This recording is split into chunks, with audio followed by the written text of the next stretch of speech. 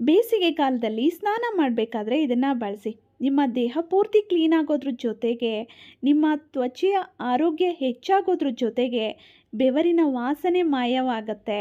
ಜೊತೆಗೆ ಇದು ನಿಮಗೆ ಒಂದು ಕೂಲಿಂಗ್ ಎಫೆಕ್ಟ್ ಅಂದರೆ ಒಂದು ಫ್ರೆಶ್ನೆಸ್ಸನ್ನು ಕೊಡುತ್ತೆ ಅಂತಲೇ ಹೇಳಬಹುದು. ತುಂಬ ಸಿಂಪಲ್ ರೆಮಿಡಿ. ವಾರದಲ್ಲಿ 2 ಸಲ ಬಳಸಿದ್ರೆ ಸಾಕು, ಒಳ್ಳೆ ರಿಸಲ್ಟನ್ನು ನೀವು ಪಡ್ಕೊಂಡು ಬಿಡ್ಬೋದು.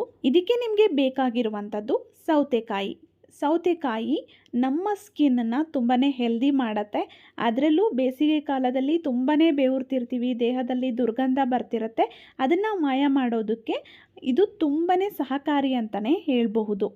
ನ್ಯಾಚುರಲ್ಲಾಗಿ ನಾವು ಬೆವರಿನ ವಾಸನೆಯನ್ನು ಇದರಿಂದ ನಿವಾರಣೆ ಮಾಡ್ಕೊಳ್ಬೋದು. ಸ್ನಾನ ಮಾಡಬೇಕಾದ್ರೆ ಇದನ್ನು ಬಳಸೋದ್ರಿಂದ ನಮ್ಮ ಮುಖ, ಕೈಕಾಲುಗಳು, ಇಡೀ ದೇಹಕ್ಕೆ ನಾವು ಇದನ್ನು ಬಳಸ್ಬೋದು. ಸ್ಕಿನ್ನು ಕೂಡ ತುಂಬ ಚೆನ್ನಾಗಾಗತ್ತೆ, ಬೆಳ್ಳಗಾಗತ್ತೆ. ಸ್ಕಿನ್ನು ಕೂಡ ತುಂಬ ಡೀಪಾಗಿ ಕ್ಲೀನ್ ಆಗುತ್ತೆ. ಸೌತೆಕಾಯಿಯನ್ನು ತೊಗೊಂಡು ಅದನ್ನು ತುರಿದ್ಬಿಟ್ಟು ಅದರ ರಸವನ್ನು ತೊಗೊಂಡಿದ್ದೀನಿ. ನಿಮಗೆ ಎಷ್ಟು ಬೇಕಾಗುತ್ತೋ ಅಷ್ಟು ತೊಗೊಳ್ಳಿ. ನಂತರ ನಿಂಬೆಹಣ್ಣಿನ ರಸವನ್ನು ಹಾಕ್ಕೊಳ್ತಾ ಇದ್ದೀನಿ. ಇದು ಕೂಡ ಅಷ್ಟೇ, ಬೇಸಿಗೆ ಕಾಲದಲ್ಲಿ ನಾವು ಬಳಸೋದ್ರಿಂದ ಬೆವರಿನ ವಾಸನೆ ನಿವಾರಣೆ ಆಗೋದಕ್ಕೆ ಇದು ತುಂಬ ಸಹಾಯ ಮಾಡುತ್ತೆ. ಹೆಚ್ಚು ಬೆವರದಂತೆ ನಾವು ತಡಿಬಹುದು ಸ್ನೇಹಿತರೆ. ನಂತರ ಕಡಲೆ ಹಿಟ್ಟು ಸ್ಕಿನ್ನನ್ನು ಡೀಪಾಗಿ ಕ್ಲೀನ್ ಮಾಡುತ್ತೆ, ಎಕ್ಸ್ಫೋಲಿಯೇಟ್ ಮಾಡುತ್ತೆ.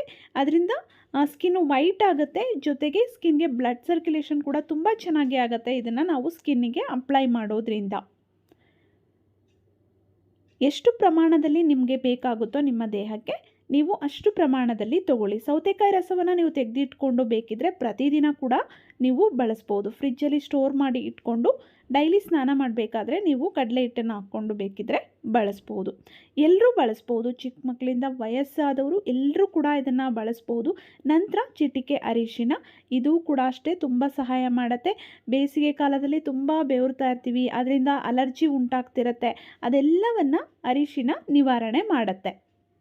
ನೋಡಿ, ಇದಿಷ್ಟನ್ನು ಚೆನ್ನಾಗಿ ಮಿಕ್ಸ್ ಮಾಡ್ಕೊಂಬಿಟ್ಟು ಸ್ನಾನ ಮಾಡಬೇಕಾದ್ರೆ ಇದನ್ನು ಅಪ್ಲೈ ಮಾಡಿ ಚೆನ್ನಾಗಿ ಮಸಾಜ್ ಮಾಡಬೇಕು. ಫಸ್ಟು ಸೋಪನ್ನ ಅಪ್ಲೈ ಮಾಡಿಕೊಂಡು ಸ್ನಾನ ಮಾಡ್ತೀರಾ ಅಲ್ವಾ, ಅದಾಗಿದ ನಂತರ ಇದನ್ನು ಅಪ್ಲೈ ಮಾಡಿಕೊಂಡು ಚೆನ್ನಾಗಿ ಬಾಡಿನ ಸ್ಕ್ರಬ್ ಮಾಡಿ ಮಸಾಜ್ ಮಾಡಿ ನೀವು ನಂತರ ಇದನ್ನು ವಾಶ್ ಮಾಡ್ಕೊಳ್ಳಿ. ಮತ್ತೆ ಸೋಪನ್ನು ಬಳಸಬೇಡಿ, ಆಗ ತುಂಬ ಒಳ್ಳೆ ರಿಸಲ್ಟ್ ಸಿಗುತ್ತೆ. ಫಸ್ಟೇ ಇದನ್ನು ಹಾಕ್ಬಿಟ್ಟು ಮತ್ತೆ ನೀವು ಅದ್ರ ಮೇಲೆ ಸೋಪನ್ನು ಹಾಕ್ಕೊಂಡ್ರೆ ಪ್ರಯೋಜನ ಇಲ್ಲ. ಫಸ್ಟು ನೀವು ಸೋಪ್ ಹಾಕ್ಕೊಂಡು ಸ್ನಾನ ಮಾಡಿಬಿಡಿ. ನಂತರ ಇದನ್ನು ಅಪ್ಲೈ ಮಾಡಿಕೊಂಡು ಮಸಾಜ್ ಮಾಡಿ, ಒಂದು 5 ನಿಮಿಷ ನಿಧಾನವಾಗಿ ಮಸಾಜ್ ಮಾಡಿ, ಸ್ಕ್ರಬ್ ಮಾಡಿ, ನಂತರ ನೀವು ನಾರ್ಮಲ್ ವಾಟರಿಂದ ವಾಶ್ ಮಾಡ್ಕೊಳ್ಳಿ.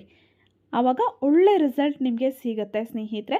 ಮೊದಲನೇ ಸಲ ಬಳಸಿದಾಗಲೇ ನಿಮಗೆ ವ್ಯತ್ಯಾಸ ಏನು ಅಂತ ಗೊತ್ತಾಗುತ್ತೆ. ಆಮೇಲೆ ನೀವೇ ಬಳಸೋದಕ್ಕೆ ಶುರು ಮಾಡ್ತೀರಾ.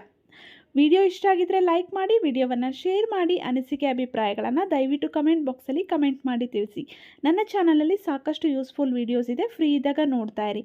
ಬೇಸಿಗೆ ಕಾಲದಲ್ಲಿ ಸನ್ ಟ್ಯಾನ್ ಜಾಸ್ತಿ ಆಗುತ್ತೆ, ಅದಕ್ಕೂ ಕೂಡ ಇದು ತುಂಬಾ ಉಪಯೋಗ ಆಗುತ್ತೆ ಸ್ನೇಹಿತರೆ.